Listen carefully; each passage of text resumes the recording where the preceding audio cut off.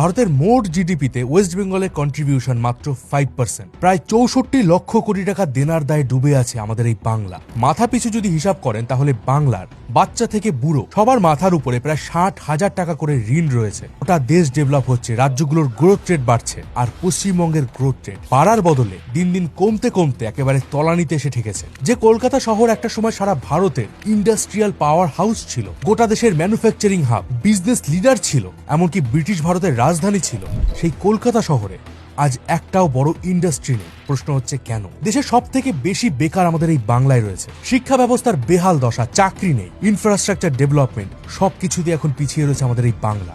রাজ্যের শিক্ষিত ছেলেমেয়েরা চাকরির আশায় ভিড় করছে গুজরাট, কর্ণাটক এবং মহারাষ্ট্রের মতো রাজ্যগুলোতে। আর রাজ্যে দাঁড়িয়ে আমরা বাঙালিরা কি স্লোগান দিচ্ছি? আমার বাংলা সইবে না, ইউপি বিহার হইবে না।